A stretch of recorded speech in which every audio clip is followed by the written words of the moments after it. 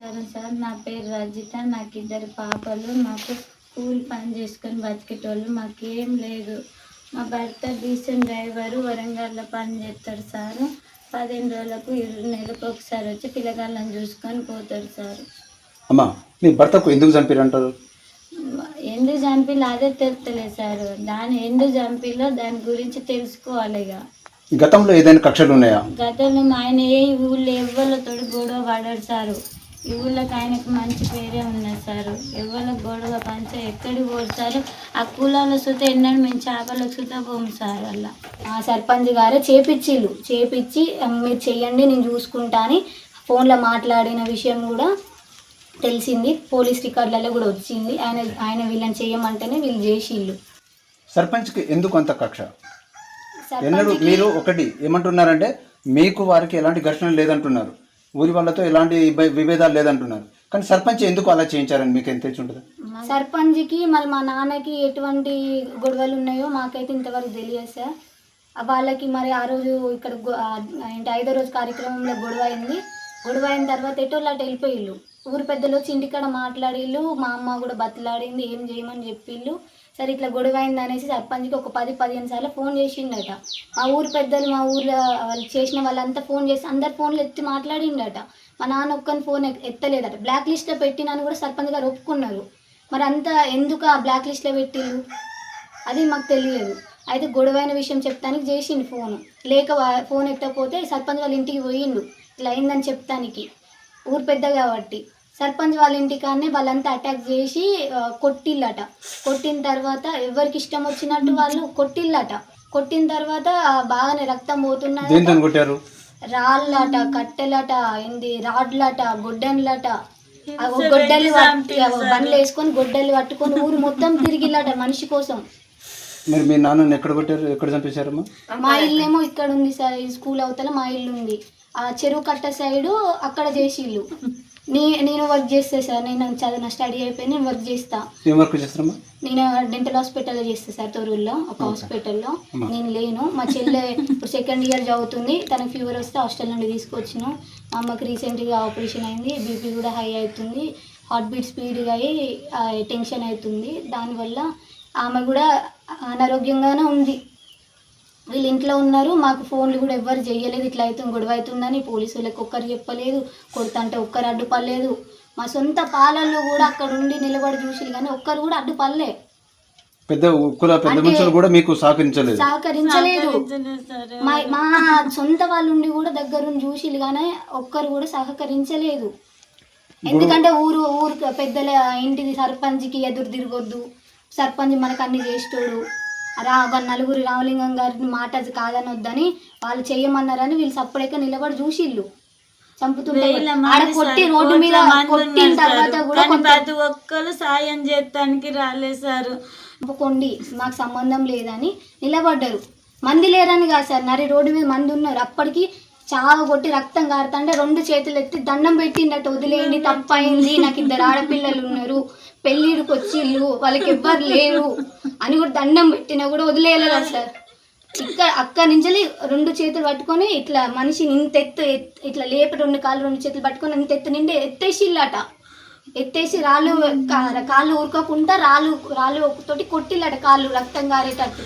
ఇంకా మనిషి చచ్చిపోలేదని ఏంటి తీసుకెళ్తా అంటే ఎటు తీసుకుపోతారు, ఎందుకు తీసుకుపోతారు అంటే లేదు మేము ఎస్ఐ సార్కి ఫోన్ చేసిన, పోలీసు వాళ్ళు వస్తుళ్ళు, వాళ్ళకి ఒప్పచెప్తామా, చంపుతామా, ఇది ఊరా అడివా అనుకుంటా తీసుకుపోయిల్లాడు సార్. తీసుకుపోయి చెర్ల పీక మీద చెప్పేసి చెర్ల గొంతు విసికి కాళ్ళతో నలిసి ఊపిరాడకుండా నోట్లో మట్టి పోసి గొడ్డలు అందుకొని నెత్తి మీద 1 ఇంచు లోపలికి 3 ఇంచుల వెడల్పుతోటి గొడ్డలు దింపితే పానం పోయింది సార్. అప్పటికి మాకు మా తమ్ముడు వాళ్ళకి ఇట్లా చూసి పెద్దమ్మని చంపుతానని ఇంటి కూరికి వచ్చేసరికి వీళ్ళు తాళం వేసుకొని బయటికి వెళ్తూనే ఉన్నారట. వాళ్ళు బండ్లు వేసుకొని అయిపోయింది, పానం పోయింది అనుకుంటా పోలీస్ స్టేషన్ పోయిల్లట. వాళ్ళే డైరెక్ట్ నేరుగా పోలీస్ స్టేషన్ పోయి సరెండర్ అయ్యింది. ఎక్కడ గొడవలు అయితే లేదా సార్, ఏ ఊర్లో గొడవలు అయితే లేదా. కోర్టులు ఉన్నాయి ఎందుకు, పోలీసులు ఉన్నాయి ఎందుకు, కులం ఉన్నది ఎందుకు. తప్పు చేస్తే గొడవ ఇంటి తాగి ఒర్రుకుంటే చంపేస్తారా సార్. ఎంత తప్పు చేస్తే ఇప్పుడు ఒక కోర్టు అయినా కూడా ఉరిశిక్ష చేయాలంటే ఎంత నేరం చేస్తే ఇస్తుంది. దండం 2 చేతులు ఎత్తి దండం పెట్టినా కూడా రాక్షసుల్లాగా దాడి చేసి మనిషి మీద. మరి సర్పంచ్ మృగాల్లాగా. సర్పంచ్ ఎందుకంత కక్ష కట్టి చేయించారని చెప్పేసి అనుకుంటున్నారు మీరు? సర్పంచ్కి ఊరు పెద్ద కిషోర్ రెడ్డి గారికి మా నాన్నకి ఎటువంటి తగాదాలు ఉన్నాయో నాకు తెలియదు. సర్పంచ్ కూడా ఎలక్షన్లు అప్పుడు మా నాన్న మాలేసుకున్నారు సార్. మా ఇంటికి వచ్చి 2 కాళ్ళు మొక్కి, స్వామి నా వెనుక తిరగండి, మీరు వేరే పార్టీకి వెళ్ళకండి అని చెప్తే మా నాన్న మొదటిసారి మాలేసుకున్నారు కన్యాస్వామి. ఆయన కూడా ఒక్కరోజు తప్పకుండా ప్రచారంలో ప్రతి ఇల్లు ప్రతి వాడ సర్పంచ్ బండి ఇచ్చి మా నాన్నని 10 రోజులు 20 రోజులు బండి ఇచ్చి పెట్రోల్ పోసి మరీ తిప్పించుకున్నాడు. ఎలక్షన్లలో వేరే వచ్చి ఏంటి ఓటేపించుకున్నాడు మా నాన్నతోటి, మీరు నాకు తప్ప వేరే వాళ్ళ క్యాస్ట్ వాళ్ళకి ఓటు వేయొద్దని. అమ్మా మీరు అంటున్నారు ఏమని, గతం ఎలక్షన్లో అప్పుడు కూడా మీకు సహకరించమని చెప్పేసి మీ నాన్న దగ్గర రమేష్ గారి దగ్గర మాట తీసుకొని వాళ్ళను ఊరంతా ప్రచారానికి అన్ని విధాలు వాడుకున్నారు. కానీ ఇప్పుడు వచ్చేసరికి అతని కక్ష ఎందుకు వచ్చినట్టు మీకేనా? మాకు మరి ఎక్కడ వాళ్ళకి ఎక్కడ గొడవలు వచ్చినాయో, ఎక్కడ మరి ఏమైందో మాకు తెలియదు సార్. మా ఊర్లో ఏ గొడవ అయినా మా ముద్ర సంఘంలో ఏ పంచాయతీ అయినా కుల పెద్దలు కులం కూర్చొని చెయ్యరు. ఏంటి గడిలకు పోయి చేస్తారు, కిషోర్ రెడ్డి గారి దగ్గర పోయి చేస్తారు. ఏ పంచాయతీ అయినా సరే కుల పెద్దలు కులంలో కూర్చొని చెయ్యరు. ఆ ఏంది రామలింగం గారు వాళ్ళ శాఖలో సార్, రామలింగం గారు కిషోర్ రెడ్డి గారు గడిలో పోయి చేస్తారు పంచాయతీ. అలా మా ముద్ర సంఘం పంచాయతీ ముద్రాజులు చేయరు. ఊరికొక క్యాస్ట్ ఏంటి ప్రతి ఒక్కరు వచ్చి చేస్తారు. కుల పెద్ద మనుషులు గ్రామస్తులు అంతా వచ్చారని చెప్పి అంటున్నారు. కుల పెద్ద మనుషులు మీకు ఎప్పుడైనా మీ నాన్న గతంలో ఇలాంటి ఇబ్బంది పెట్టారు, ఇలా జరిగింది అని చెప్పేసి ఎప్పుడైనా అన్నారా? లేదు సార్. మొన్న అడిగారా మరి ఎందుకు ఏమని? మీ ఇంటి దగ్గర వరకు మేము కానీ కులంలో కానీ అందులో ఉన్న ఏ ఒక్కరితోటి మేము పంచాయతీ పెట్టుకుంది లేదు, గొడవ పోయింది లేదు. వాళ్ళకి మాకు ఏ తగాదాలు లేవు సార్. మా నాన్నగారు ఎప్పుడు ఇక్కడ లేరు, ఎప్పుడు డీసీఎం పని మీద ఎప్పుడు బయటనే ఉన్నారు. వచ్చినా కూడా 1-2 రోజులు బండి వదిలి పెట్టుకున్నప్పుడు, కిరాయి లేనప్పుడు 1-2 రోజులు వస్తారు, ఇంటికాడ చూసుకుంటారు, ఏమైనా పనులు ఉంటే చేస్తారు, వెళ్ళిపోతారు అంతే. తాగి ఆయన మంచిగా ఉంటే మాత్రం ఒక్కరు చెయ్యకపోతే తెలియదు సార్. ఆయన తాగున్న తర్వాత ఆయనకి ఎటు దొయ్యలేదు, ఏం చేయలేకపోయింది. ఒక్క మనిషి అయినా వాళ్ళు 20 మంది దాకా మీద పడితే ఏం చేస్తారు సార్?